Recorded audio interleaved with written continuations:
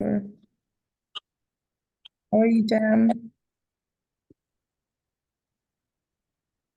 I'm doing well. I'm doing so well. I fall in love with Mazunte. You should come and see here. Like this is the village that I want to build in Turkey. Like exactly this. So like I'm I'm also like in an observing mode that like how this social relations going on and yeah, I'm doing so well. How about you?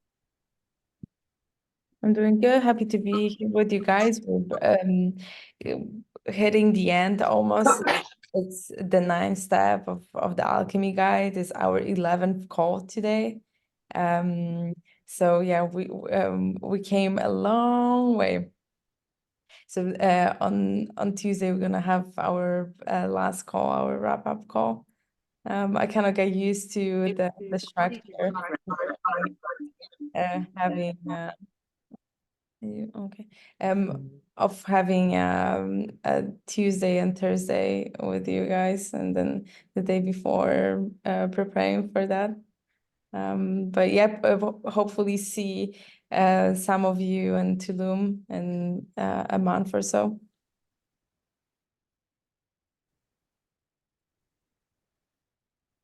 Oh, hello. So you guys, you will stay in Tulum until the end of May, or Yeah, I think until the end of May is the time that we're aiming for 10 weeks to be there, maybe a little bit longer. We have Yeah, a we have to go to San Diego for 2 weeks, but we're gonna be leaving the community in Tulum operating. The goal is to leave the right team of people and community members there, keeping the sense of community, supporting the other projects in the region, and operating this community as a community in Tulum. Right. Yeah, we're not really focused. The experience itself is meant to be kind of a training for the people that want to stay there long term and manage the space, operate the space. So really seeking to find entrepreneurs that want to live that life and want to create a business within that space and want to keep it running. So 10 weeks is a long time, and I think we already have a couple of people that are interested not only in the experience but staying long term and making the place their home. So that's the goal. So hopefully when we leave to San Diego, we already have a team in place. This is actually something that we're going to be talking about today on a call, how to create an org chart for a community, what are the key roles that are needed, the static ones that we see in most of the communities, and then how it can vary based on the business models and the intention of the neighborhood. So we're gonna go through that now. I'm gonna share my screen. Let's jump into the Miro. Yeah, it's good timing today with like the whole, what we're doing right now of planning this community in Tulum and how that's going to shape up. It's like exactly what we're doing right now, envisioning life in this community and the culture that we want to create in this community. And like even triple dipping what we're doing with Italia as well as right now of the organization is crystallizing and we're shaping it out more. So it's good to see that kind of reflect in all of the areas of different projects that we're involved in. Okay, you guys, so today live in your dream community and activate community culture. What we I just logged in. um, How's the audio, you guys? I'm gonna disconnect. I think our Wi-Fi is struggling today, I think. maybe let's just turn off the cameras. Hello. We hear you. Okay, cool. Okay, good. Yeah, you're frozen on mine. I'm just gonna get out. Okay, I'll just look around with you. Okay, I don't know where my Zoom is now. Okay, no, it's just here. Okay, so community culture, what we just mentioned, let's dive a little bit deeper into that in a second. Let's do a little recap of last session and see if you guys want to clarify something, want to share something about what we discussed last. We were talking about building your neighborhoods, which is physical infrastructure. We discussed the high-level 3 methods, which is traditional, bioconstruction, and mixed, and then examples of specific construction methods like super adobe, bamboo construction, earthships. We also named a couple of early stage housing solutions, like tiny houses, yeah, glamping tents, container houses, really cool solution. Yeah, something that you guys were reflecting on by the end of the call was what is better? Is it better to invest money into early stage housing, which maybe will be lasting only 10 or 15 years, or is it better to collect the money and then build something that's going to have a little bit more longevity? I mean, you, Michael, were thinking about that, and Kelsey's not on the call. If you have any insights on that, feel free to share as we're going through the recap of last session. Yeah, from like what we've seen, right? Most projects fail within the first 5 years. Like most startups, like most companies, like most businesses, a neighborhood is no different. So I had this apprehension at the beginning of like, oh, why invest a little bit now to something that's only going to last 5 years or 10 years? But in those 5 years, if you only build one really beautiful house and you can only have one family living on site versus having 4 different groups of people living on site, it makes a big difference.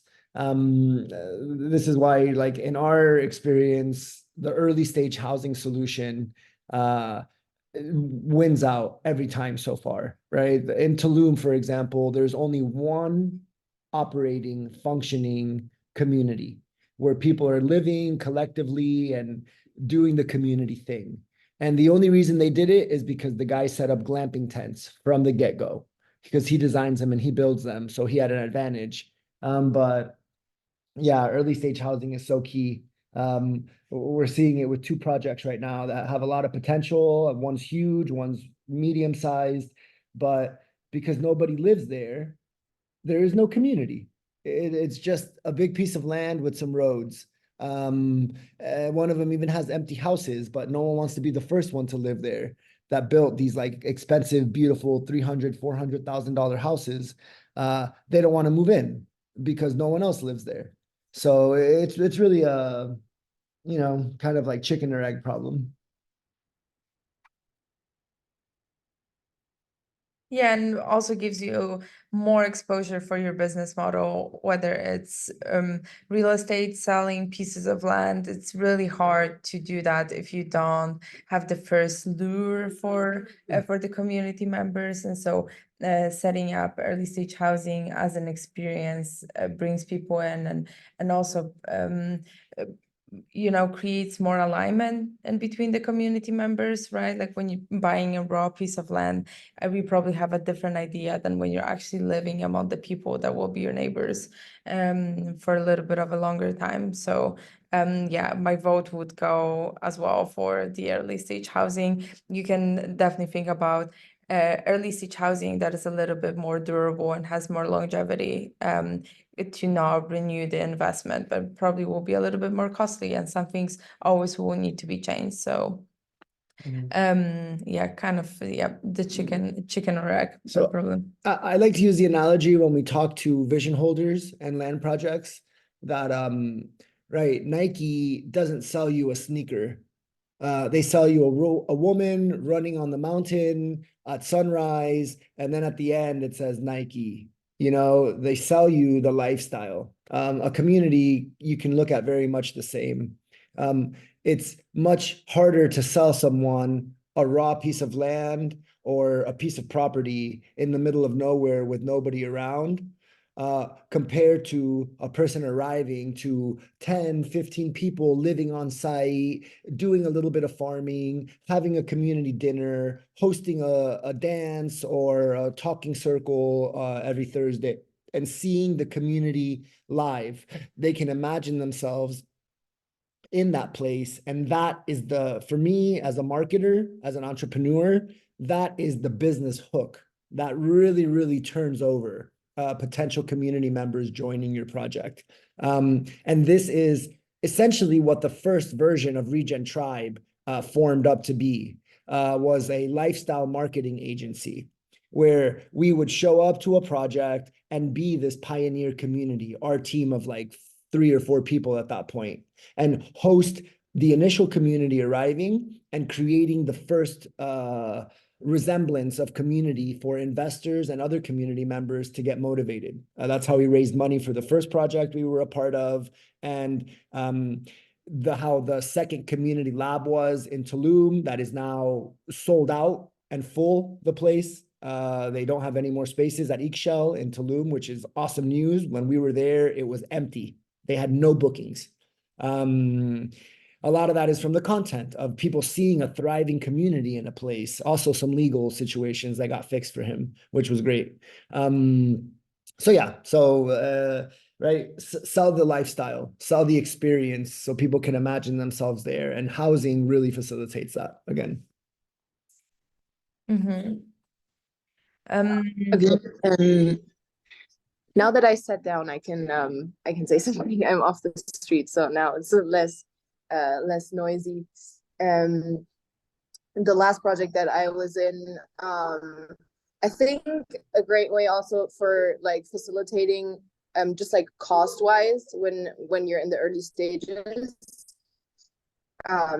or not much has been built yet, or you want to save money and so that you can invest it later in something that has more longevity, is focusing on one house, like the communal house, and depending on the climate, obviously, if you have space to camp and people can just set up their tents and there's a nice communal area where everyone can get together, it's comfortable, it's cozy, then just having space for tents is totally enough, and a bunch of people can get together, and it really already gets like a community vibe without much effort, and like focusing kind of on one thing and then saving resources to build things that last longer. Yeah, definitely. This is what we were discussing on the last call. I think a really popular solution that I've seen in places that were fostering volunteer program is set up a tent space, or even don't offer tents, just tell people that are traveling to come with their tent and kind of have that accommodation as an exchange for labor, and also the community building that comes from having a volunteer program and potential transition community members is really valuable. So it can be the initial community, the pioneer community that you create to support you with the initial operations. Yeah, and we were also discussing service providers. So putting examples of people that we connected with on our journey. It's obviously you can look it up and contact the person. You can also reach out to us if you're in need of a service provider. It probably will be different for each location in the world that you're connecting with. So we do have a quite big database of service providers. At the same time, as we're traveling and we're expanding the network, it usually is a word of mouth. And so whenever we need somebody, we just ask through our channels, through our network, and so far we're pretty successful in finding the right service providers for what we needed. So something that's really important to take from this course is that don't be afraid of saying that you don't know something. and that you're not an expert, please do by all means.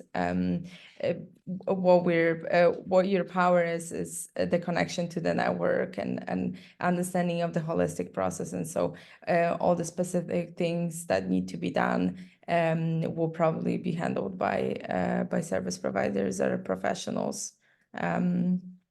And we had a regenerative neighborhood case study, Ikumal as a great example of using different types of materials and different types of construction. The vision holder is an architect, and so he had a pretty good idea of what he wants to build. And then moving forward, he was finding different service providers that were offering their materials, and so the project was evolving and that way. And so it's really interesting for those of you that didn't visit Ikumal. Definitely, if you're planning to go to Tulum, see how it looks like. The super adobe houses are really, really nice. What are you looking for? Okay, any reflections that you guys have after the last call?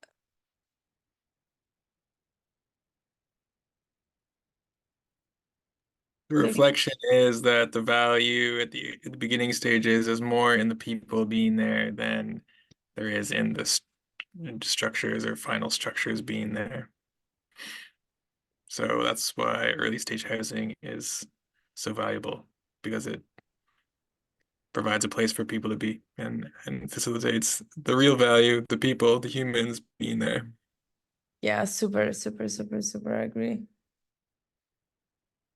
Okay, you guys, let's dive into today. We were discussing community and culture as different or similar terms in the last days, as we're working with Vitalia, and we're also strategizing how to shape out the experience in Tulum and see the permanent community in there. It's an interesting topic.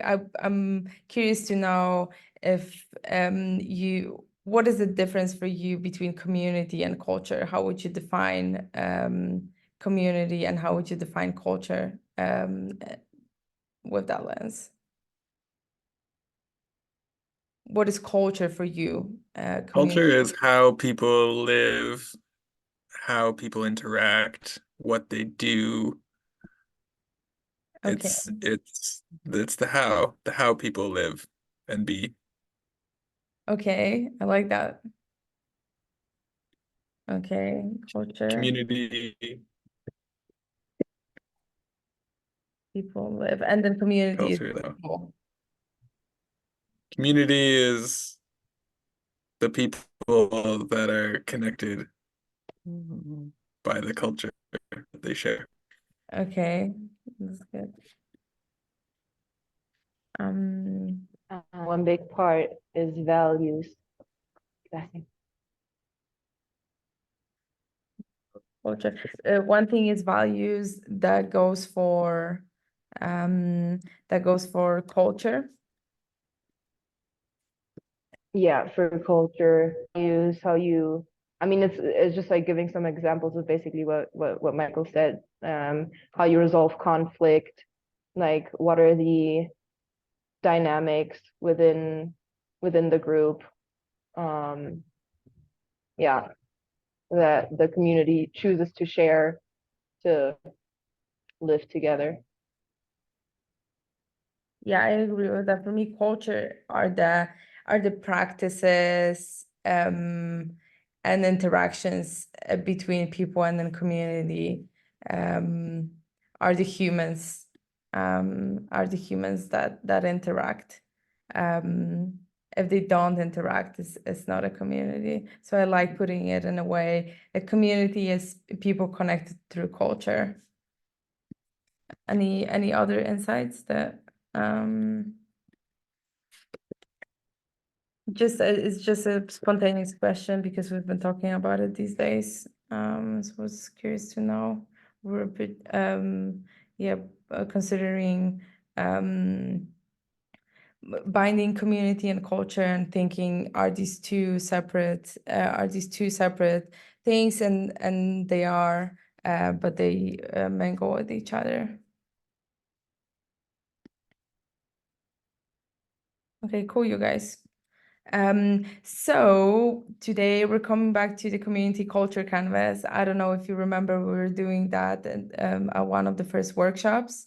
The culture canvas that we were creating was for us as a community of the Regen tribe agents for this program specifically, to establish the culture in between us.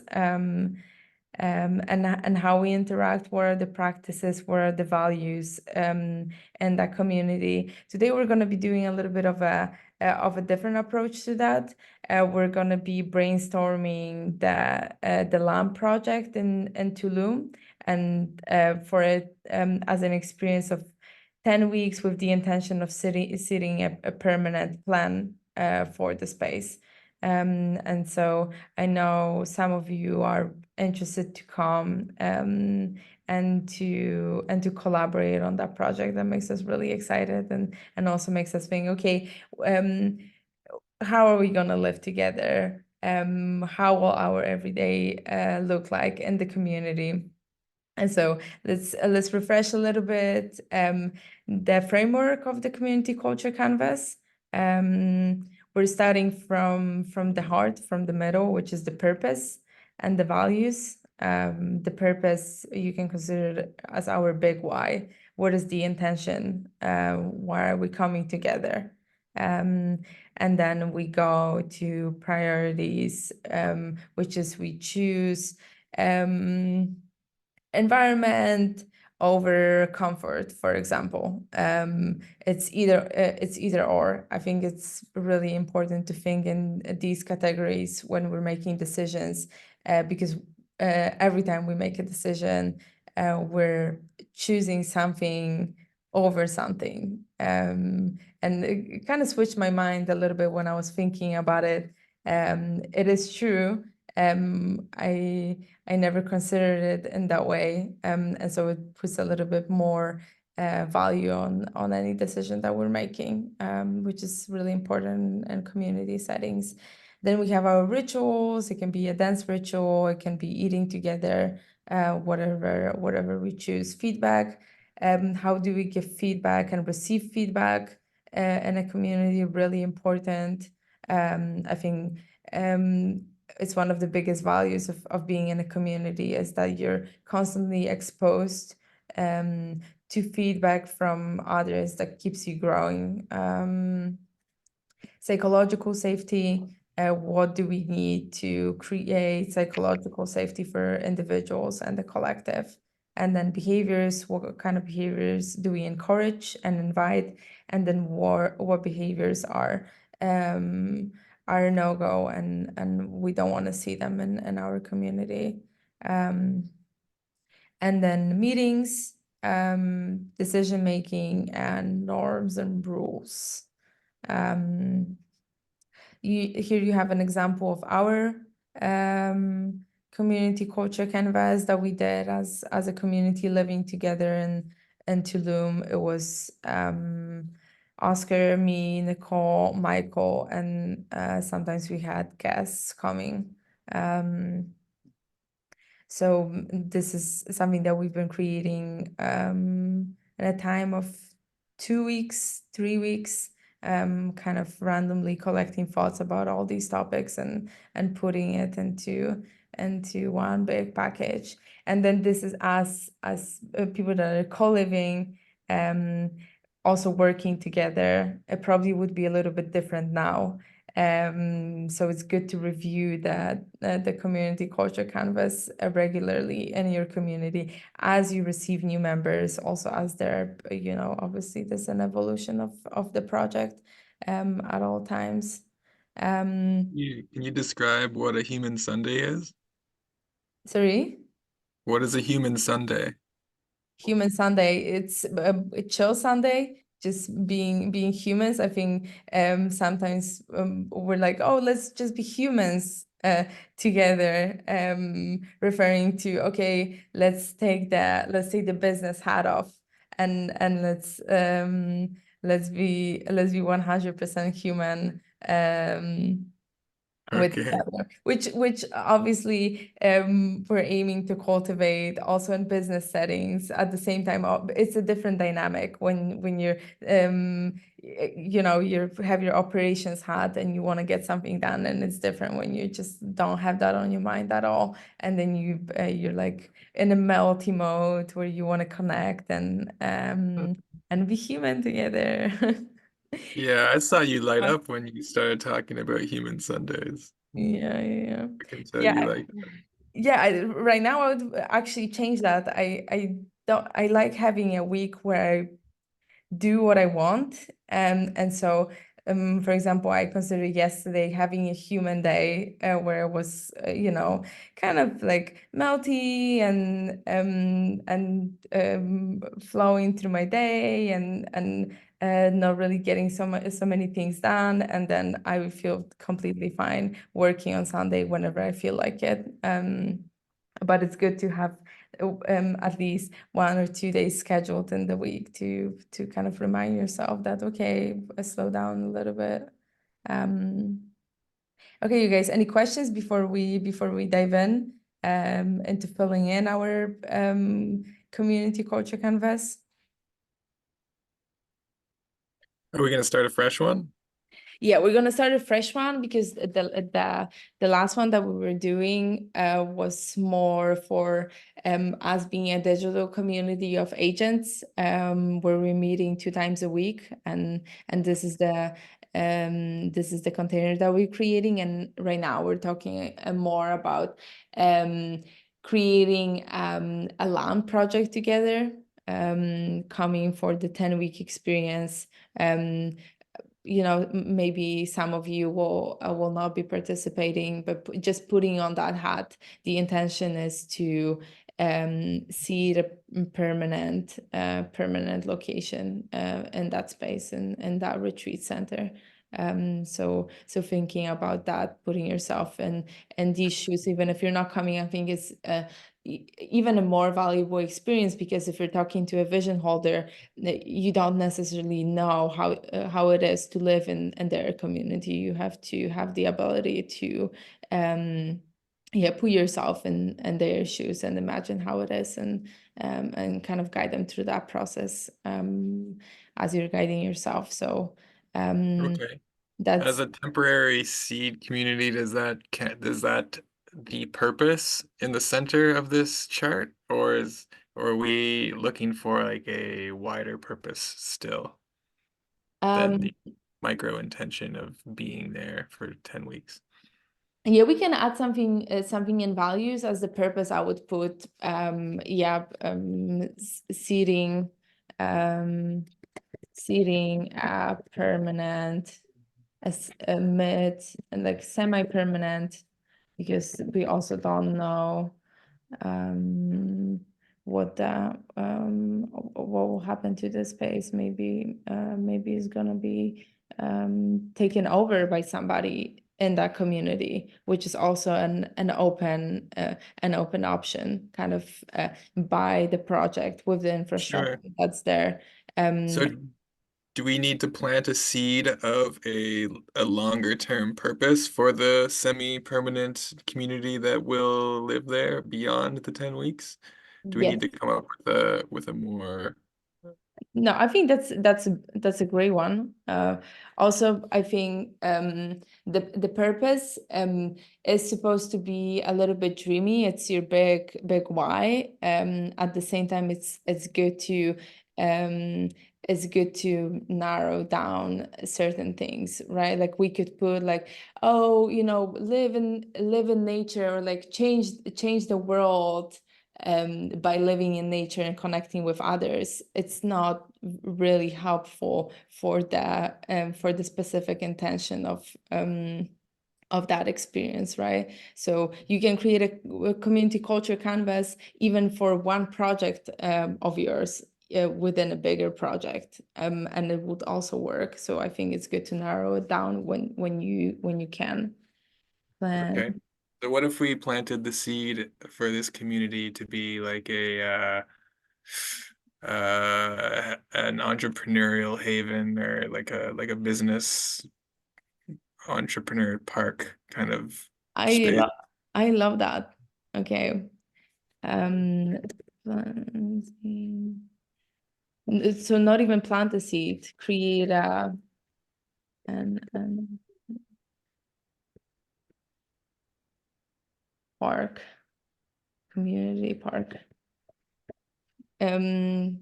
I really like that. I like that because the main intention is to bring people that wanna that are entrepreneurs and will consider this place to be their playground.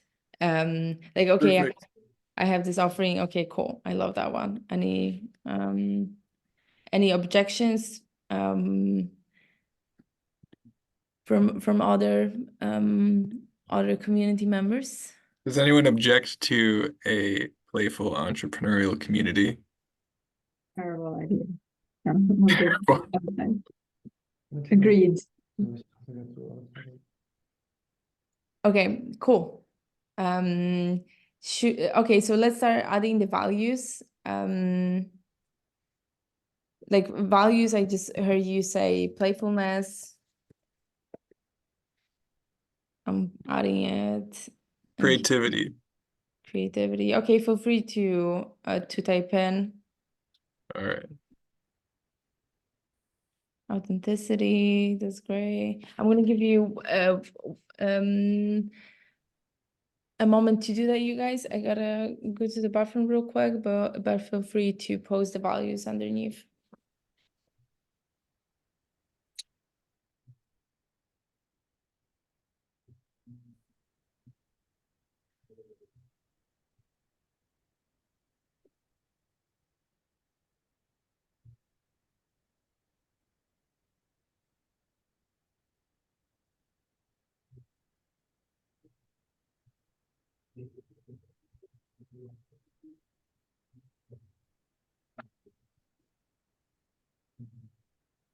Hey, yeah, it's nice to be working on this topic right now, as like our mind is totally on establishing, right? Like we're envisioning right now what it's going to be like to live in the community in Tulum and to establish the community culture there. Let's see. Purpose, value,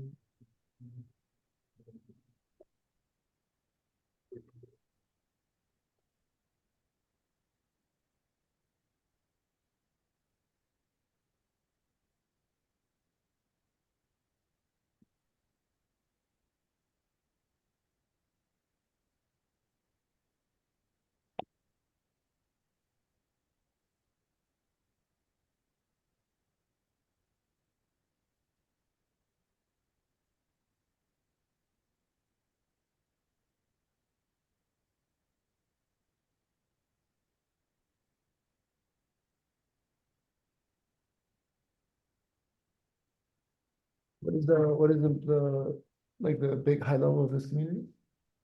It's our community or what? Yeah, Like with agents, not digital, but physical. physical like to yeah. I put one on top of like the purpose. Okay, cool. Okay, nice, you guys.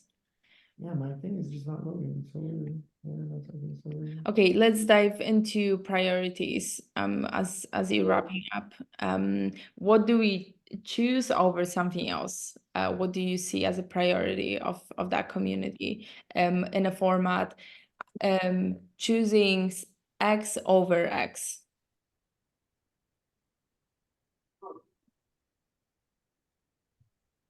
From the one we wrote on there already? Not necessarily, but you can choose one of the values, prioritizing one of the values over something different. It can be we're choosing I don't know, our business over it's a tough one. Our business Luxury. over luxury, yeah. That's There. a good one.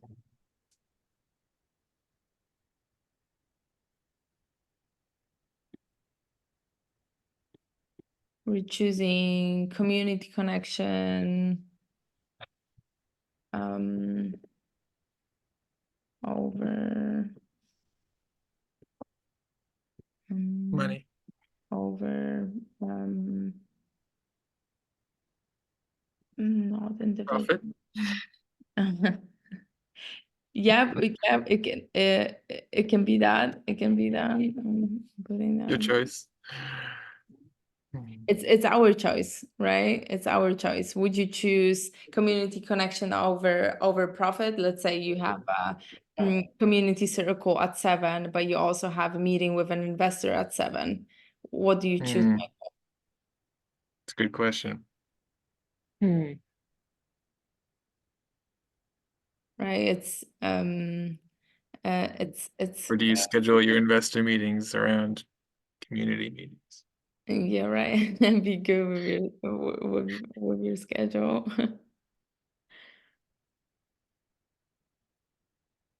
What else do you have there? Record content and log the journey. Yeah, I think this is a really cool one. We can put it in behaviors. Right, this format strictly calls to choose something over something else, right? We can put choose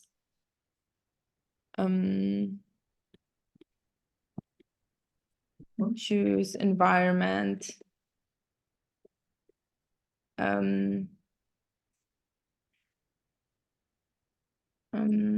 environmental consciousness over comfort,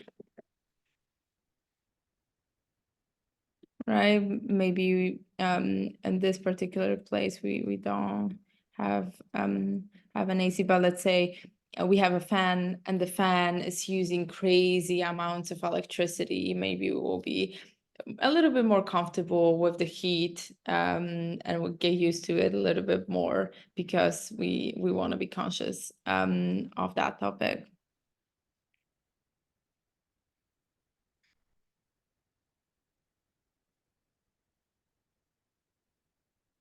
Okay, yeah, so one of the goals for this community in Tulum is that we will be logging the journey, almost like a vlog style recording. I'm like figuring out how we're gonna do this effectively, so that people can see how from scratch, a group of individuals can come together and form the foundational work of a community. So it'll be like the real life storytelling of what we've just learned in this agent course, chapter by chapter, step by step, what we do, the exercises that we do as a physical community there in Tulum to form this place in the best way that we can.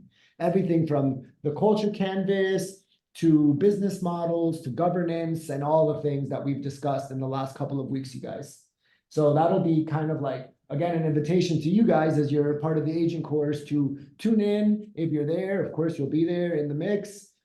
But also as like consultants of that project. I think this will be like one of the next validators on the passport that you guys will, as consultants, take on certain sections of the guide with the community that will be living in Tulum. Of course, we'll be there as well, supporting with the process, but we will leave the floor to you guys to help guide the community, the individuals that are there with us through that process of creating their playbook. For their community, the community there in Tulum. Okay, nice. Okay, you guys, let's move to rituals. We can add more thoughts to it after the call. Feel free to jump in there. Just being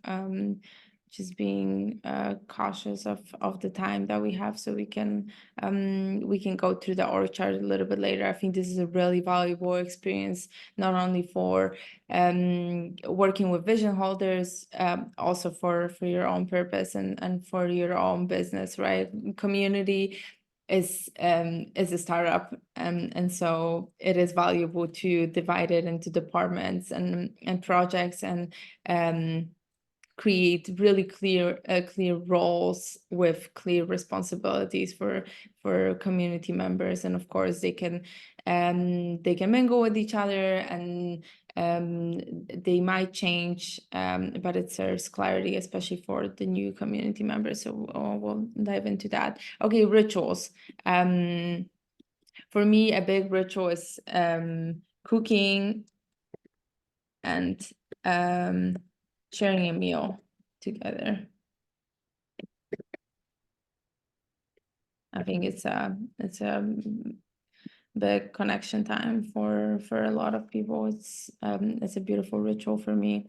I think this is the one that we take from our home, and that creates this feeling of warmth and coziness in our body when we're being served food by our community, where we're cooking food for our community, and then when we're sitting together and do something that we do every day, probably a couple of times, but in a more ceremonial way, being present.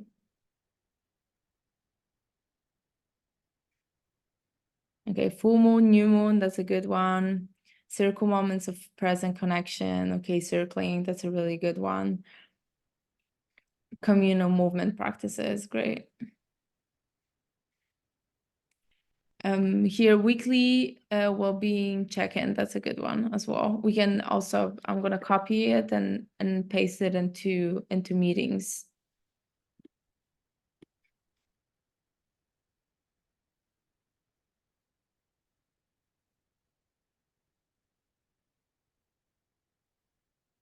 Ceremonial bathing before group gathering.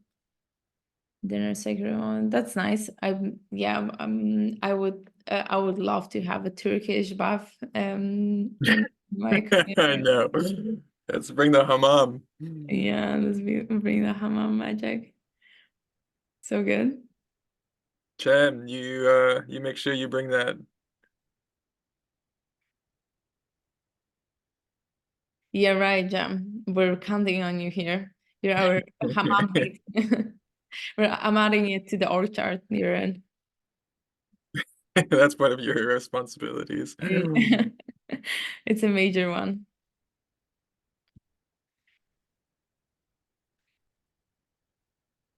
Okay, cool.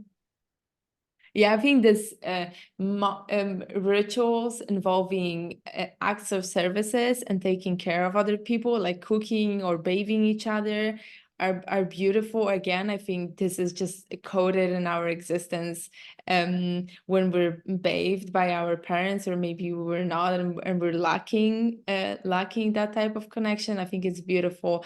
Doesn't have to be sexual at all. It's just humans taking care of each other, brushing each other's hair. I think it's a beautiful one. Wow, I don't think I've had this experience. You have long hair. I'm surprised by that. I know. The only time someone else has brushed my hair was on my wedding, when my mom brushed my hair. Oh, that's beautiful. I never had long hair before. Okay, nice. Yeah, I find that beautiful. I like That was nice. It was nice. okay, feedback. I think Oscar added here nonviolent conflict resolution. Yes, and I've shared a link to the alchemy guide that we are going to explore as a little side deviation. Do you want me to share the? Yes. So as we discussed, right, the goal of this Miro board is to make it engaging for you guys to practice some of these topics. At the same time, it is to navigate you guys over to the alchemy guide, right? The alchemy guide being your textbook. If you guys click into that link, head over to the alchemy guide. You're going to see we're actually on this topic right now of the community culture canvas, which is the first step in cultivating our community culture. Yes, as you scroll down a little bit, well, yeah, where I clicked to, I took us straight to nonviolent communication 101. In here, we consider this to be like one of the most important topics in the communication ritual with each other. Inevitably in community, you enter tense situations where there are challenges and stressful moments, and it's very easy for communication to not be very effective and become really, really counterproductive. So we've included a specific section in here with what nonviolent communication is as a basic, a sample curriculum of topics that you can look up and explore, and a highlight on session 6, which is applying nonviolent conflict resolution, nonviolent communication and conflict resolution moments. Ways that you can exercise doing these practices in stressful situations. I just wanted you guys to see that and be able to navigate to that in the alchemy guide as part of the required training section, right? These are suggestions on trainings people should take when joining the community. Communications training is a mega one, super, super important one, you guys. That definitely needs to be addressed and definitely needs to be like premeditated and worked on during this journey.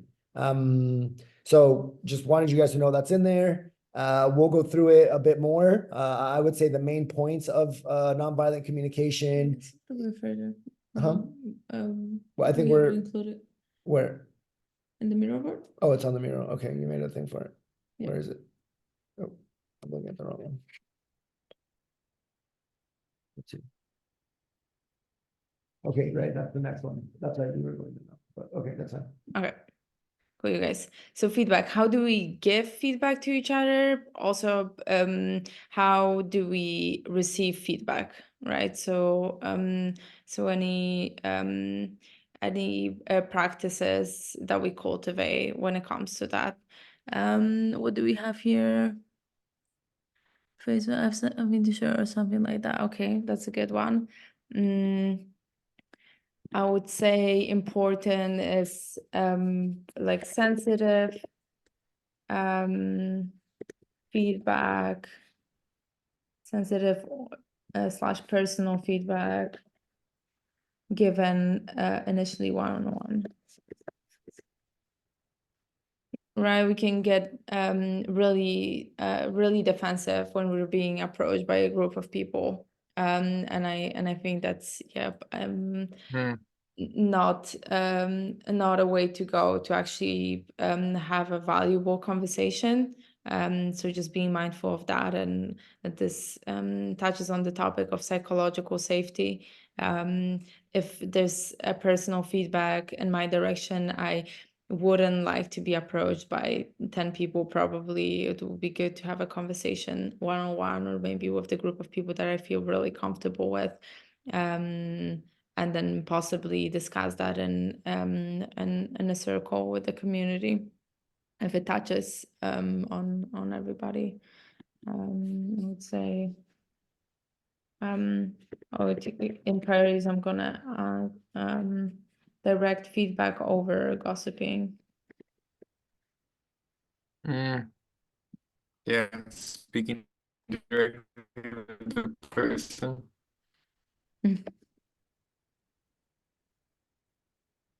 Yeah, it's an important one. Okay, cool. What else do you have, Brigham? And there's It emotional all part. comes down to practice. I think implementing a lot of this in community is like can be difficult without the regular practice of people having moments where it's like, okay, we're gonna embody these principles as best we can for the next session. And we do that regularly, and It's definitely we help muscle. each other. Right. It's definitely a matter of muscle memory. Mhm.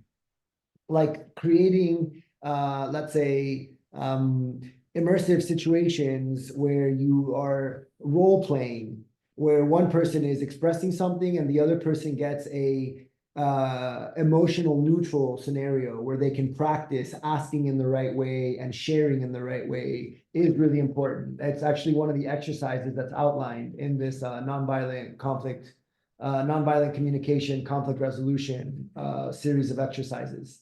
is like a role play and an empathy practice where one person plays one role and the other person goes through the repetitions to build that muscle memory of communication in like heightened moments. Yeah, I like to facilitate a practice similar to this that I call, well, is called circling. Circling, But yeah. it's like it's a group relational meditation where we practice expressing ourselves in the moment, finding out what's real in the moment together. It helps a lot with all of these skills of being present with what is it you're trying to communicate anyway. Right. That's a good question, actually. I need to go in there and see. But do you guys, or is this already in the alchemy guide? Is there a list of these different activities or rituals or different things? Is that already there? Because I have some that's not specifically for community, but I could see like an hour activity that I do with some inner development stuff that I could happily add onto it as well. I would love for you to add them, but what are the activities that you are looking for or like asking about? So like type of activities to just engage the community, either if it's related to a ritual or if it's related to a 1 hour session that we get together. So I don't know if you have kind of community activities and then for whatever reason it is, oh, it's to bring people closer together. It's to, Oh, cool. Cool. I would love for you to include them. We have like 2 books that we've referenced. We haven't started pulling specific ones that we like. We have it in a Google Doc somewhere, but we will be adding like the specific ones. Like I added nonviolent conflict or communication because I think that's so important in this journey. Just like that, we'll add others with more detail and just references to others so people can search for it. I would love the ones that you have found, that you have, Lila. yeah. I just put one in the chat there. So that's one, that's the work that I do with this inner development goals. So basically the idea is that there's kind of 5 different dimensions. You have the being, the thinking, the relating, the collaborating, and the acting. And then from there are different activities or tools that are all kind of science-based that come from different areas or topics. And so it's really cool because then you can see, oh, I need something that's related to inner compass. Oh, I want to do one that's related to integrity, one on communication skills. So yeah, check out that link. That one's really good. But yeah, happy to support in compiling something like that. Or what already. Yeah, it's definitely valuable. I think it doesn't really matter so much that it's done mostly in business settings. I think most of them, right, like business is a community as well. It's a group of people gathered around a similar goal. And so it doesn't have to be a regenerative neighborhood for it to take place. It's actually really, really valuable. And this format of community culture canvas is actually a great practice to do as a business to create a culture within that community. I would definitely recommend that. Okay, you guys, because we're I'm looking at the time. So let's skim through the psychological safety. I see you adding things to the behaviors. I love that. Record content, log the journey. Yes. Speaking our truth, celebrating other people. Yes, that's a great one. Spontaneous dance, and no yelling, saying mean things, trying intention to hurt somebody in any way. Yes. I would say for me, psychological safety is radical self-responsibility. I'm responsible for my experience and for my emotions, and so I'm not trying to blame Michael for me feeling a certain way. I'm not. This is my responsibility to communicate that and voice my emotions if they arise, and then also take responsibility for them. So that's a big one in a community, that if you don't practice that, it probably will be a lot of conflict in relationships around you. because it's not so easy Are to you feeling some type of way right now, Sonia? some type of way, yeah. I invite you to share. There's such a funny way. Is it American? I would assume so. Are you feeling some type of way? Like, are you not feeling a type of way ever? Well, some people are numb to how they're feeling right now. They Yeah, don't, or yeah, they're I not think aware of so. it. Yeah, I mean, yeah, neutral type of way. But usually we mean it as Yeah, like, do you feel a charge right now? Kind of okay. thing. No, not exactly, not exactly. Okay, norms and rules. What are the norms and rules? You can also call that agreements. They probably are reflecting the behaviors. Norms and rules. It can be like for my like maybe it may be dietary practices, like we only eat vegetarian food and the community. I would say I'm all for it for the community that we're creating in Tulum. I'm not eating meat. I also wouldn't like to store it in the fridge. I'm happy to receive objections to that. I'm curious to know if this is if that would be a deal breaker for you if that was a vegetarian community. I prefer it myself. Okay. Okay, I'm putting it, but still receiving objections if anybody has. Just I would like to ask, like, if the meat products is okay or not, like eggs, milk, I don't know, cheese. Normally, because I'm eating meat, but I can respect this rule actually. Yeah, vegetarian is by all means cheese and dairy products, eggs are part of vegetarian diet. Nice. So much easier for waste and for composting. Right. Yeah, Cleaning, yeah, that's an important one. Offering hugs, that's a great one. That's a rule. You have to offer hugs to other people.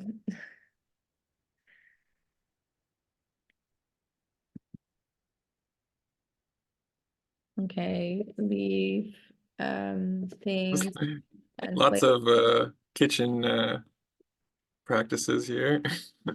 for a reason. For a reason, kitchen is actually usually causing the biggest pressure and Problems. conflict in the community. Like even living with friends, I find myself the most feeling a type of way when I see mess in the kitchen or yeah, just you know, the fridge looking like a mess. I enjoy cooking and it makes me feel like I don't want to cook when there's a mess there.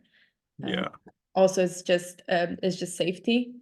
If you don't use sanitary practices, there's a huge a chance to get a food poisoning, which can spread through the community, and this is not what we want. No food poisonings. Okay, let's dive into meetings. I would say every day morning check-in. It can be really short, just like how are we feeling? What do we have on our mind? What's happening today? Anything that we should be aware of? It can be excluding weekends, maybe.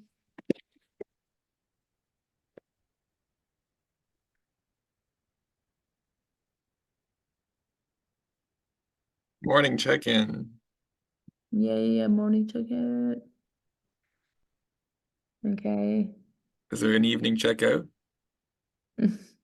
If you choose to, would you like to have evening checkouts? Yes. Okay, put it. Does everybody agree? Depends what time it is. I go to bed early.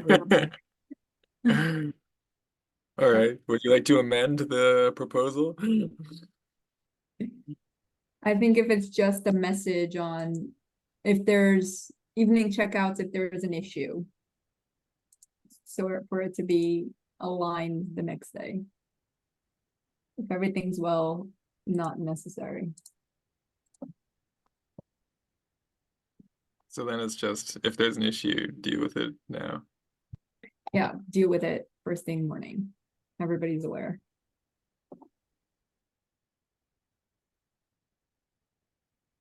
I'm putting Monday goal setting meeting. I think it's important to taking the purpose that we're seeing a permanent space, having an alignment meeting on Monday to set goals for the week, and then review. We can also do Fridays checkouts if you guys want to review the week. We can also do that on Mondays. Where we go over what happened and what we want to improve, what went right, and then set the goals for the week. And this is the moment where the community can ask for support and whatever they need.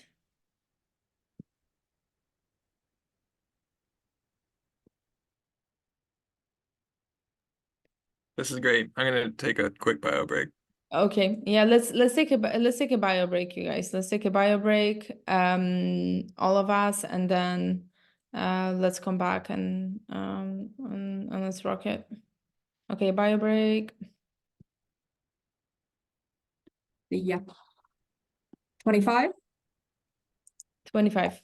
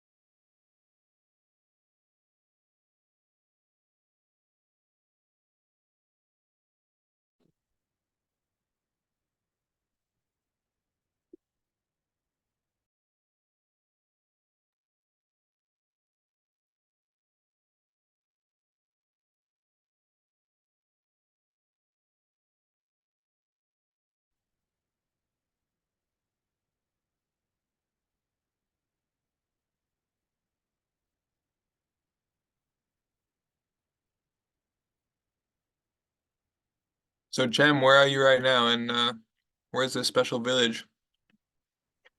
Here is Mazunte. It's kind of a hippie village, let's say. Oh yeah? But like, yeah, it's like, how can I say?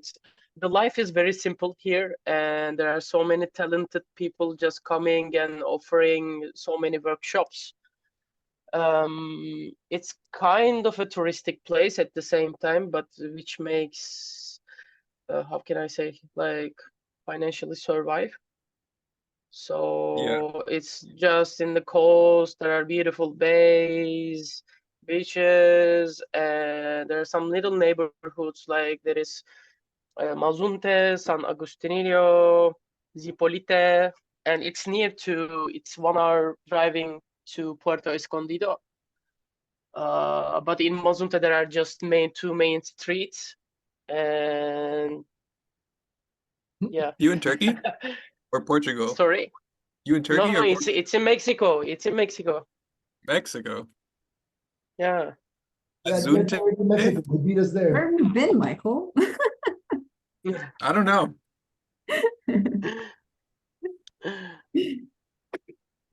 You've been in Mexico this whole time, Cem? Sorry, You've been in Mexico this whole time? whole time. Yeah, Sorry, like I Yeah, 2 weeks like couldn't ago, the hear. past no? 5 weeks? No, like 2 weeks Like ago. 10 days, 15 days right now. Yeah, I came like at the end of January. I spent some time in Puerto Escondido with Nicole, and then I kind of make a little move to Mazunte until mid-March, and then I will come to Tulum. Did I really missed something? Everyone's like, where have I been? Everyone knew about this. Well, share some beach pics, bro. We've got the Josh channel again. here, and there's Yeah, nothing on there. yeah. I will put some photos to the group today. There we go. Yeah, And sure. I also think that like it really matched with the Regen tribe like vision here. Like you should come and visit, I think. Like there are so many things to do in Mazunte. Oh, it's in Oaxaca. I keep hearing about Oaxaca. Happens to all of us. I'm hearing about it. Yeah, as well. Okay, you guys, we have half an hour to rock it. So let's wrap up decision making.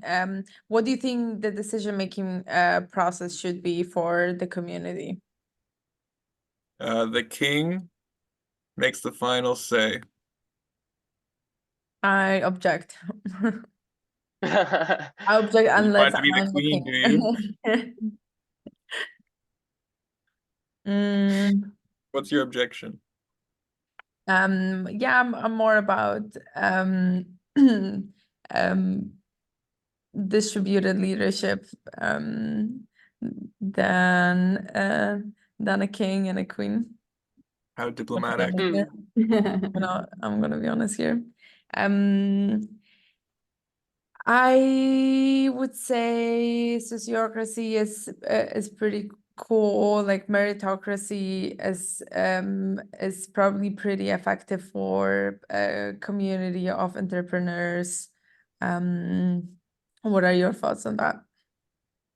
I think Heiko? there should be a top council to make important directions and financial decisions.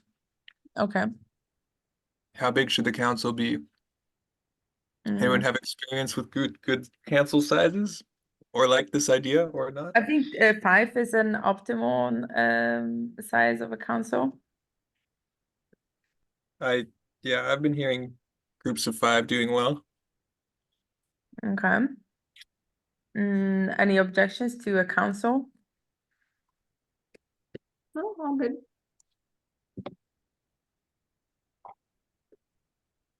Does the council have to be present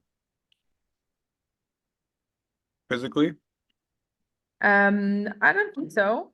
I think it's valuable for it to be taken like this specific community. The plan would be to travel in the meantime, and then for the long-term community members to stay there. So I would say it can be a mixed one. Probably a council made out of people that don't live in the community is not a very valuable one, because you have no idea what's going on in there. But maybe a mix of digital involvement of division holders, and then people that are on site that are making decisions are also part of the council. Good idea. A mix. So if there's 5 spots, how many council members can be off-site, out of country, or whatever? Maybe we can do a council of 5 on site and 2 digital, or 3 digital. Council of 7. Yeah, it's a godly number. It is. I would say max 3 off site.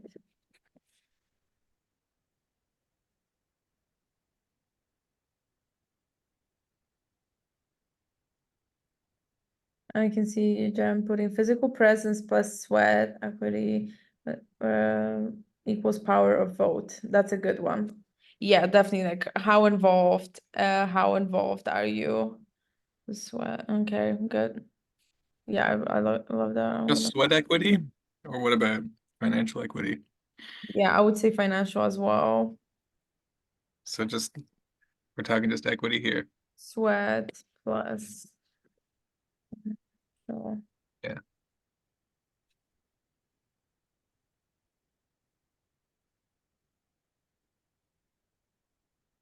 Okay, you guys, any other add-ons when it comes to decision-making process? How do we, this is actually a conversation I've been having on a higher level, but how do we also think about kind of nature? Because humans are always taking decisions and decisions affecting nature. Have you come across any way where people kind of take over the responsibility of being the advocate for nature and taking the decision on it in the same way that you have kind of the devil's advocate sometimes at work, or has something like that ever come across? Not exactly that format. I actually really like that. So you want to role play? Yeah, for sure, because all of 7 humans taking decisions based on their wants and needs. What about the trees, and how can we have like one person being the responsible for the well-being of the environment and not I think necessarily the humans' needs? Yeah, that's a really good one. I think a reflection of that, we're gonna go into an org chart in a moment. In the decision-making process, maybe the members of the council are actually leads of certain departments, right? And it's kind of maybe a little bit of a meritocracy, right? Like if you're a lead of a certain department and you're taking on more responsibility, your vote has more power. So we do have sustainable systems, and a lead of that department is, more or less what you're describing, Laila. I can see there being a purpose of creating another lead that's overall environmental consciousness lead that is always taking voice for nature, that doesn't really have voice. So I would say Maybe. Yeah, I would say that, and in our Regen tribe, we were kind of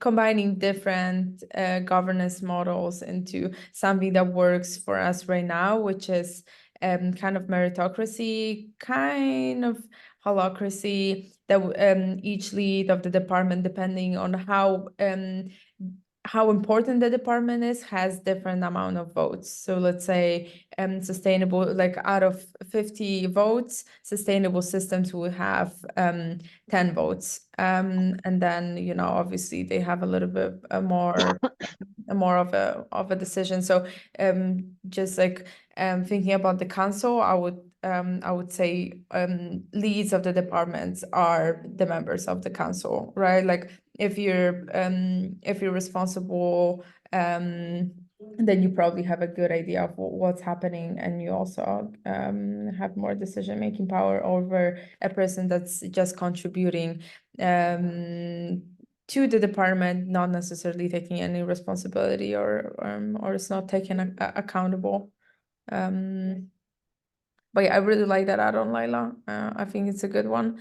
Speak for the voiceless. I would also say this should be maybe even another person that's responsible for animals. If this is a community that's focused on that, or is inviting animals and norms and rules, I wanted to put that we always help animals in need.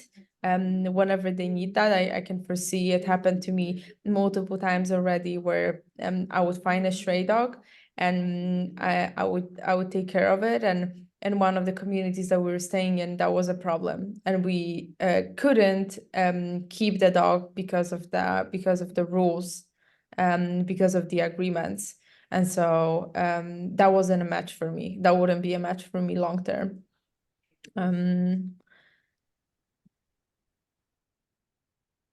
And also, like, we should always considering like the most chaotic times. For example, like if we are 7, and for example 4, yes, it's enough or not, I don't know. Like normally maybe it could be kind of a sociocracy or meritocracy, but in the crisis moments, what is the rules? So this is also important, I think, to keep on the project and the community. In the crisis moments, like what do you consider a crisis moment? Mm,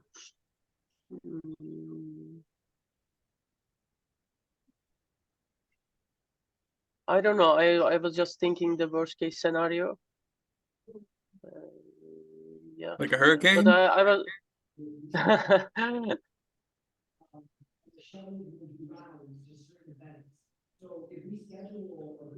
yeah, I was thinking like comparing with the sociocracy, I think, because everybody needs to have a consent, but if not, how can we have some decisions, big decisions?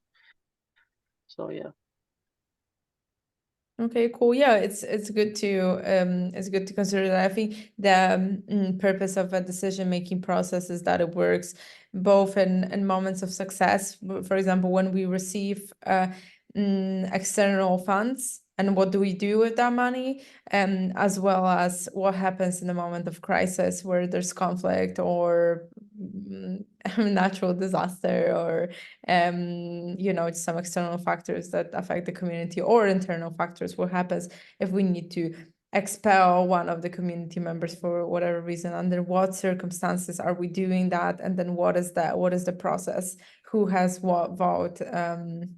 And that. So it's very complex. We're just scratching the surface here, right? We can talk only about governance for 2 or 3 hours and probably, you know, only have 20% covered.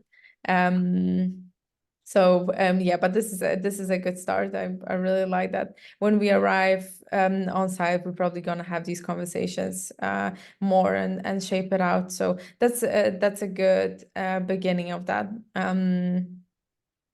Okay, so that's a community culture canvas. Thank you so much for filling it in. It really takes a long time to do that. Like as I said, it took us like 3 weeks to fill it in. Obviously, we didn't do it 3 weeks straight, just, you know, in occasions, but we would be like sitting for 1 hour and talking about life, not necessarily, okay, let's fill it in as soon as possible. It's just the beginning of that, and it's meant to spark valuable conversations in the community about what is important to you as an individual, and then what is important for the collective, and how can we merge that. Okay, so let's move on. This is something that Oscar already touched on. He really wanted to mention that the nonviolent communication, which I really agree with. It's very important. It's a very popular training that happens in a lot of communities. So it's good to have a facilitator that can lead an exercise like that. So I would say this is one of the priority ones that should happen for the community in the beginning, and then to be refreshed as new community members are coming in. Here you have slots to fill in other training ideas that you find valuable, right? Other than nonviolent communication. And then other trainings here, I put space maintenance training. I think it's a really important one. It should be part of the onboarding process when community members are moving in. How do we manage the compost? How do we use dry toilets if we have dry toilets? And how do we use the kitchen to keep it organized? Things like that go a long way for the community member to feel held and onboarded, as well as to be able to respect the norms that were curated before. Yeah, cooking hygiene, super important. Yeah, decision-making governance, that's a great one. Yeah, right. Like what we're discussing right now, once it's more crystallized, as new community members are joining, they should be onboarded to this decision-making governance method. Here, I would also put agreements, community agreements. I just wrote community values as well. Okay, nice. Mhm. Right. I can merge that. I'm gonna community They can values. be separate, I think, as well, if you want. You're right. I think it's a separate one. Also, the community culture canvas should be something that's visible for the community members. So it doesn't have to be a training where everybody's involved. It can be something that's just hanging on the wall. And community host. This is a role that we're going to be describing in a second. When they onboard a new community member, they walk them through all of these practices that were established before. Yeah, really important. It really is for everybody. For the new person, if I was stepping in into a new space, whether it's a community, a neighborhood, a business, I would like to know what are the practices. It probably should be a part of the screening process as well, just sharing all of these things and seeing if the individual aligns with them. Okay, nice. Yeah, cooking hygiene is so important. It's invaluable. Okay, let's dive into the key roles in the community. So here, really briefly, you can identify the roles that would be important for your community. The example of your dream community again. What would you say is crucial to keep the community running, considering business models, and also just the essential human infrastructure?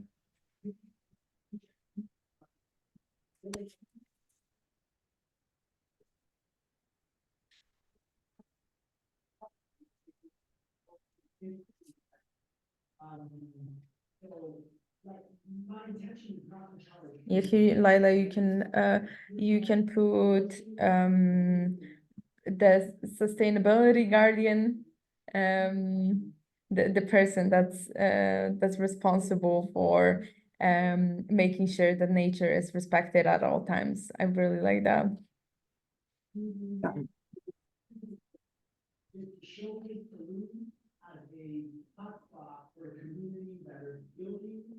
We're talking about roles that we identify in the community at large, not necessarily ones we identify with ourselves, right?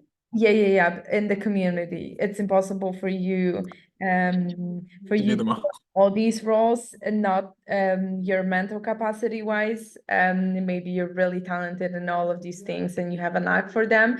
At time wise, it's impossible for you to be effectively changing the hats between these things. It happens to vision holders a lot, that they're wearing all of the hats in the beginning, and then they don't find the people to take the responsibility away from their shoulders that they can trust and count on, and so they end up losing the side of the vision that they had initially because they're just overwhelmed with operations. So it's really important to identify the key roles of your community, and then during the recruitment process look for them specifically as a priority, and of course then filling in other like secondary roles. This is what we're doing with the experience in Tulum. Last Tuesday, you saw the presentation, the deck for the experience, and so there we're displaying a clear call to action with the roles that we're seeking, right? Like vegetarian kitchen lead, community manager, community host, events lead, the person that will be coordinating and managing events. All of these roles are clearly outlined with high-level goals for a reader to see and be like, oh wow, this is me. I would love to fill in that role. And so to have a little bit more of a focused journey of recruitment rather than come and let's see what happens, rather try to do it in the screening process, right? Especially when we talk about limited spaces. You can consider it a scenario where you have early stage housing, and you only have 15 spots. You're not gonna take any person that just wants to join. You probably will choose the people that are of higher value for you based on the experience that they have and the roles that they're willing to take responsibility for. Michael, yes, a lot of roles marketing. That's really One good. that I put on there that's kind of very common in companies as well is just health and safety. So yeah, that person that's going to be the annoying one saying, yeah, you guys have to wear the right shoes, you guys have to put on something. Yeah, safety first. It's called BHP and Poland. I remember having trainings from that. And it was annoying at the time. It's really important in the community, especially if you talk about construction and building. Okay, cool, you guys. Thinking, maybe just a quick question. Yeah. Is there also a way of, especially with COVID, everything that happened, right? Is there also important to have somebody whose focus is to be like, not the doctor, right? Because that would require training, but to be the health person that's checking in, that's making sure everybody's doing well, and maybe even thinking about your longevity project. So not also like preventative medicine, right? So changing the way that we look at medicine in a way, but being that the person that maybe knows how to stitch a bruise or not a bruise, that know how to stitch a cut, or those kind of Medic? things. Yeah, like the basics, and also kind of if something starts going around, how can that person be the one that takes the decision to say, okay, we're gonna keep you in a little bit of a lockdown for a second. Yeah, that's a good one. I'm adding them on the side because I kind of want to have them in mind, and this is something that should be added to the org chart, like the org chart that you see here. It's a very high level one. This is something that I created for the first community that we were part of, and it's been kind of evolving as a base level for any community, right? Something that's a base structure is the community management, which is voluntarily. This is not essential. Usually is the case in most of the communities that we visited, right? Like it breeds the participatory engagement approach where you invite community members to support rather than just come and consume. So I would say in most of the projects we recommend a volunteer program here at Vitalia. We also have that, and people take great benefits from that, both for the operations of the project as well as people feeling involved and feeling like this is their baby, which is really really important. And then we have a community manager, really important. This is a crucial role. This is a person that is on site. It's a point of contact for leaders and kind of the high level human logistics of the leaders. Then we have community host. This is a person that greets people, onboards them. Also, really important to have this person on site since they're kind of aware of all the people that are coming in and if they're taken care of. And then we have a community space holder, which is usually there are many people like that, and they can be outside of the community, so they can be people that are hosting different activations for the community that don't necessarily live there, just come for that. Or ideally, it's at least one person within the community that is organizing circling for the internal and broader community, and also as a person that is serves as a support net for other community members. Let's say I have a very sensitive topic for me, I'm gonna go to the community space holder to bring it up and be heard. It's a hard space person. It's not necessarily a logistics operator person. Then we have venue management that is very much combined with the space maintenance. So when it comes to venue, if you do have a hospitality business, you have a hospitality lead that is preparing rooms and coordinating cleanings, shares available locations. That also goes for preparing accommodations for volunteers, not only guests. And space maintenance, cleaning. I'm curious to know your opinion. I had this reflection a lot observing different communities. When it comes to cleaning and possibly kitchen as well, is it better to outsource these roles and just pay for it from community money, community funds, or is it something that should be a role for one of the community members to be a lead, and then everybody should contribute to the cleaning of the community? What are your thoughts on that? It's kind of a matter of principles versus finances. Mm-hmm. So yeah, it's always a discussion, and it usually goes to let's outsource because we're not organized enough to do it in a adequate way that we're happy with. Mm-hmm. Mm-hmm. Or maybe it's just we want to focus on doing other things.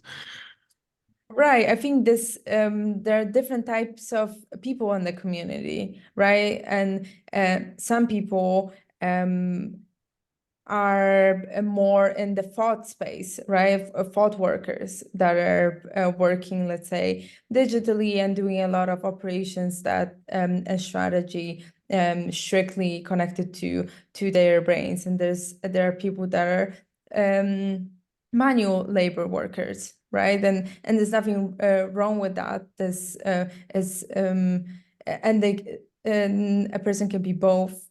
At the same time, there is a division there, right? And I think we sometimes demonize being associated with being a manual laborer, which I don't really see anything wrong with that.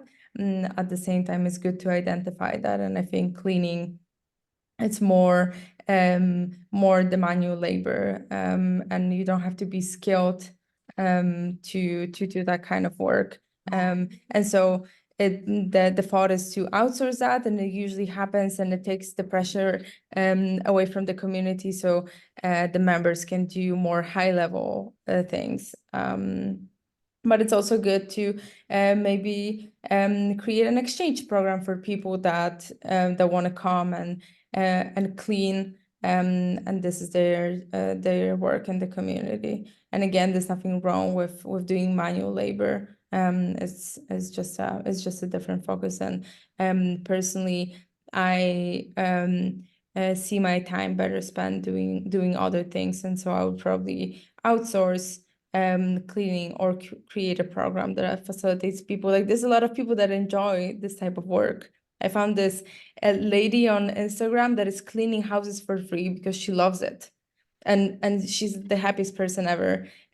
She's finding people that are in need and cleaning their houses, and just makes transformational videos of the spaces, and so you can enjoy that. But yeah, my vote would go, let's outsource cleaning or create a program, for example, for volunteers that want to come and experience. And this is one of the responsibilities. We're at the orchard. We're going through the orchard. So we're at the space maintenance. We have a maintenance lead. That's a person that's managing the property fixes.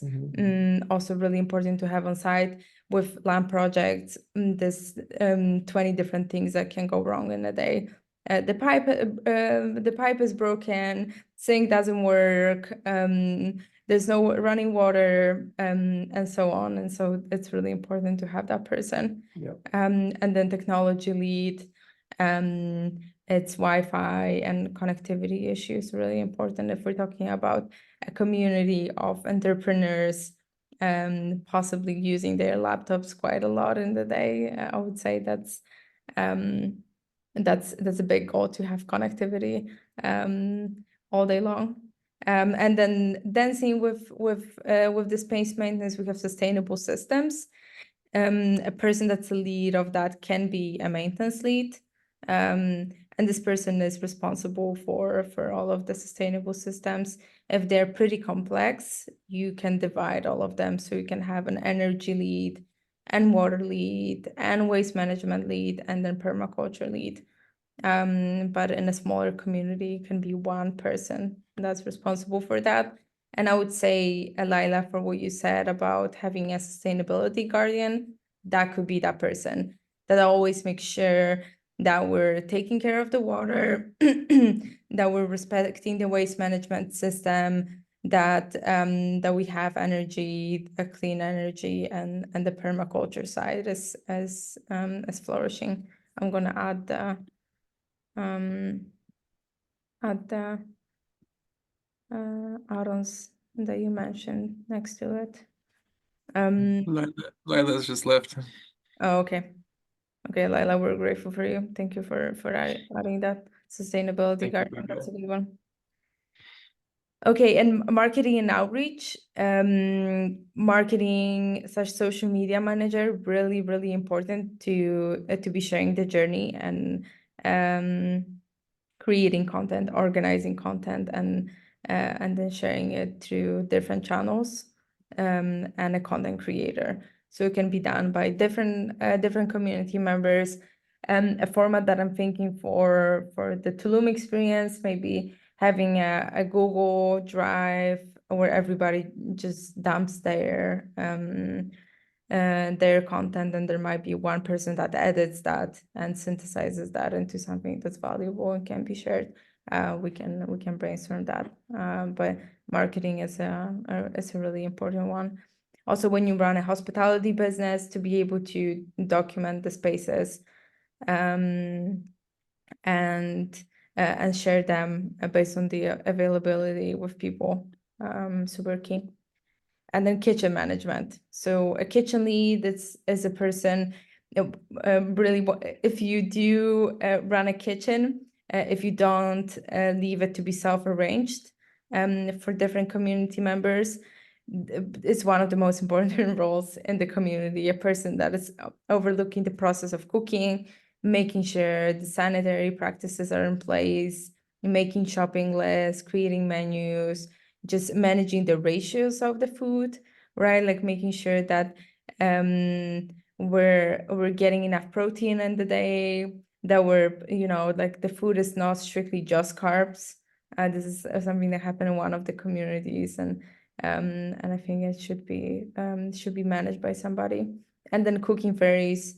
It can be outsourced people, it can be volunteers, it can be community members taking shifts in the kitchen to cook meals if this is something that we agreed upon. Maybe this is just one meal a day, or maybe it's just one meal a week, or maybe all 3 meals are cooked by the community. This is something to be decided.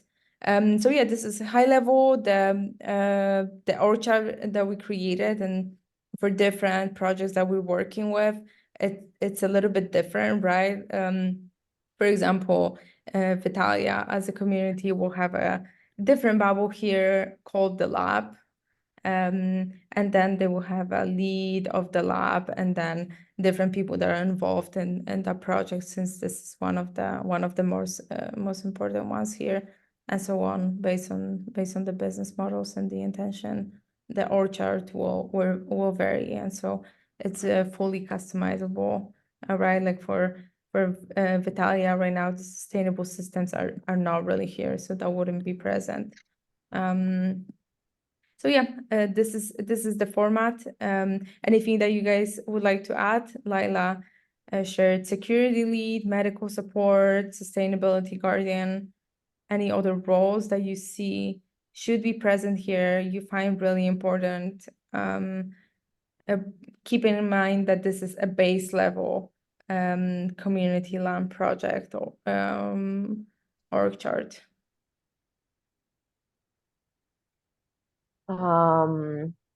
I would personally, just from experience, I would add, like, I put this like in the culture canvas as well, like a dedicated person of trust, so that whenever like something happens in the community that like for example, sexual consent is not being respected or whatever, that you have someone that you can go to, someone that you can trust, that's like your first point of contact to like start resolving this. So that this is also like for psychological safety. Yeah, that's where I put it. So that you just know that there's someone that you can talk to at all times if need be. Like could be anything, but this is yeah, this is where it comes up. I think that's, yeah. Okay, cool. Yeah, I hear that. I agree with that. This is since this org chart is pretty high level, this role is taken by a community space holder. So assuming that this is the hard space holding person in the community that serves support to community members, and then synthesizes these emotions into a little bit more of a tangible plan, probably in collaboration with the community manager. So yeah, this is that person, but obviously for a community that is larger than 25-30 people, that should be a separate person. And I would say this should be one woman and one man in that role to actually create the feeling of safety. And you know, it will not always be a match, right? We're very subjective as humans, and so the fact that this person has that role doesn't necessarily make them appealing to all of the community members to approach whenever they feel like they want to. So, you know, you probably would choose a friend, but it's good to have a designated person that's also trained in conflict resolution and nonviolent communication, and probably some other practices. Cool. Cool. Yeah. Thank you for adding that. Someone with a big heart. Big heart space person. Let me add a big heart here.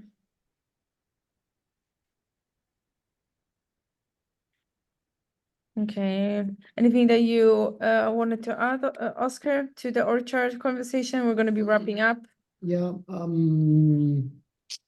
Yeah, like I'm definitely an operator. I really enjoy like creating structures of humans to do things in a smooth and successful way. I enjoy that process very much.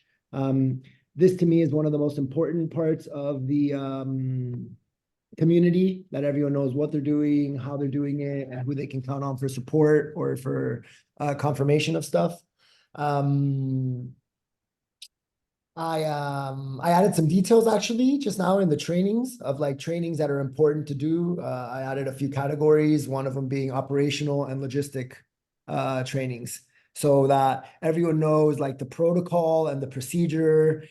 This helps in moments of like everyone being a leader, and that is the goal in the community, that each person's a leader and it's not one person at the very top holding all the cards, making all the decisions.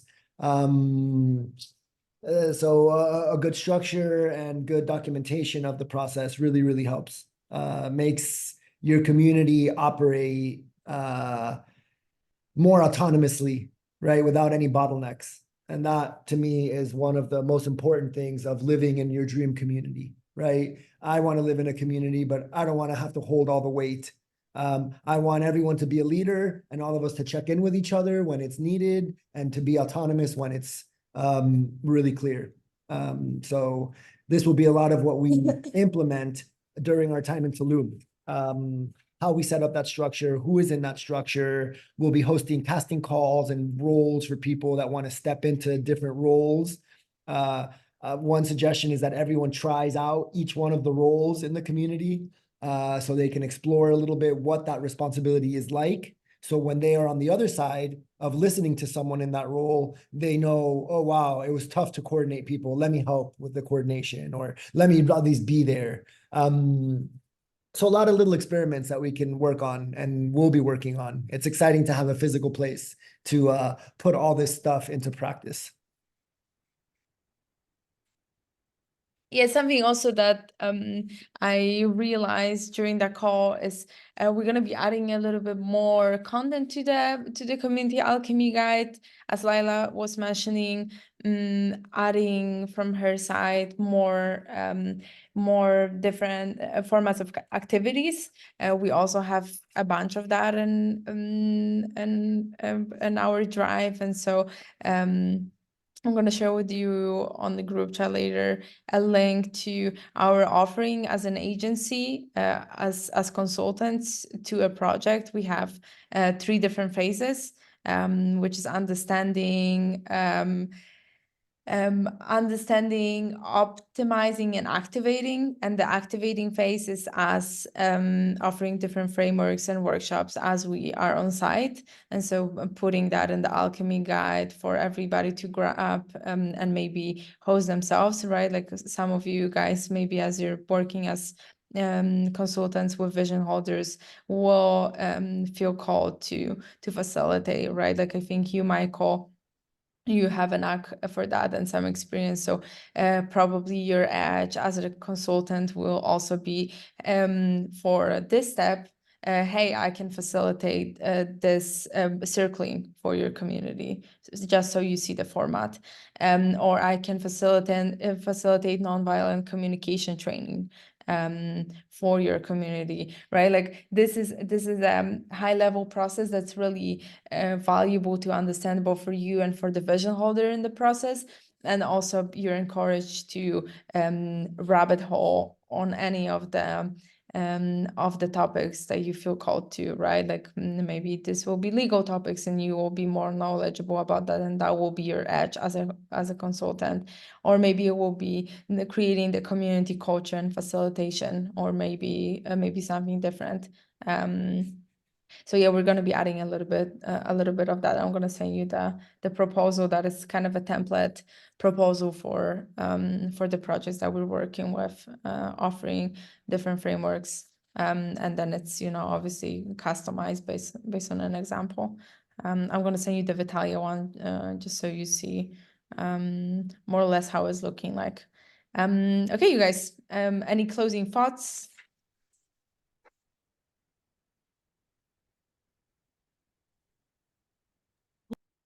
Can you share that Canva flyer with us again? Yeah, for sure. Let me just paste it right away here.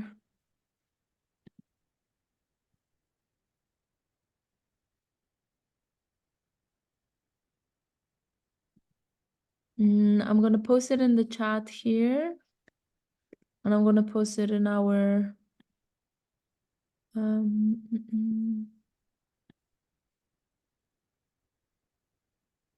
agent chat. Okay, cool.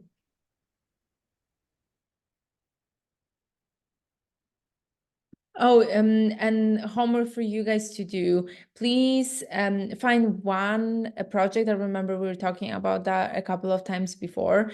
One project that you're really really interested in, you find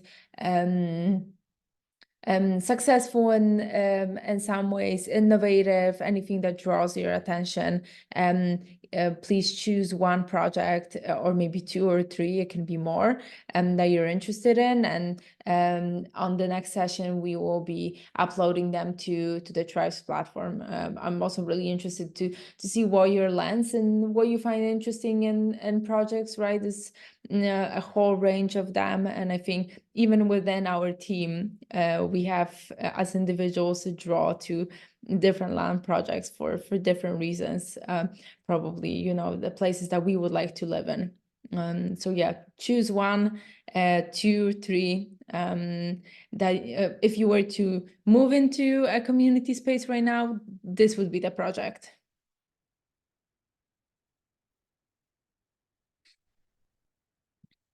Okay, you guys, thank you so need much. to make contact with someone at these projects, or are we doing it just with ourselves to start?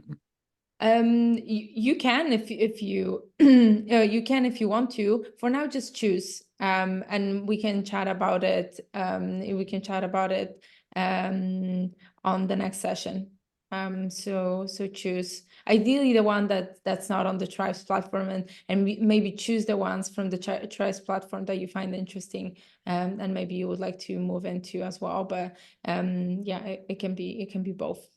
It can be both. So you don't have to be reaching out to a vision holder. As for now, if you feel like it, of course, you can shoot them a text. Hey, I love your project.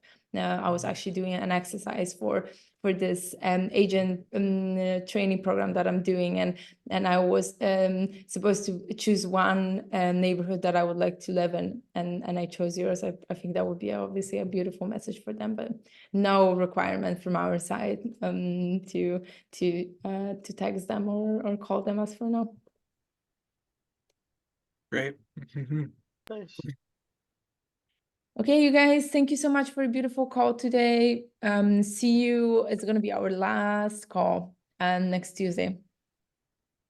But we're going to be in touch. We have the group chat, and hopefully see some of you in person and to Tulum soon. Are you considering coming, Michael? I saw you texting on the group chat. Been thinking about it, yes, and it's a puzzle because it's quite a challenging time frame because because of our living situation and timing with all of that. So it is a puzzle for us. Right. It'd be worth talking about, and also talking about where you guys will be in the fall. Oh. In the fall, yeah, that's TBD. Spring, summer, fall, yeah. Yeah, like might be Maybe literally next year. might be. Yeah, I would like to. The Living a Lifetime conference is like what, September? Yeah, September there's also like a network state like pop-up city in Thailand in like September, I think it's October. the Eden thing. Yeah, right. It's That's there's another, it's like November, this Masterminding Eden. It's November. Yeah, another thing that's unfortunately happening in the United States. So maybe like coming back for that, and then like I would like to be in Europe for Christmas this year. So we'll see. What's happening in the States, you said? There's this community builder 1-month experience. Different organizations are coming together and talking about how to build a city. and different topics, really all the topics that it takes to build a city. So that's going to be really interesting. Nice. But we'll see. Can we join also to this gathering? Sorry? Can we also join to this gathering? To this guy, gathering. yeah. I think that this is like an an open event for anybody that's interested. You can purchase tickets. I don't really know yet. Like they don't have a specific date or a specific place just yet. But we just know it's happening. So but yeah, I think it's an Nice. open door for sure. Nice. I gotta go, guys. Okay. Yeah. Okay, you guys, we'll talk soon. Thanks for Talk today. soon. Ciao. Yeah. All right, let's reach out.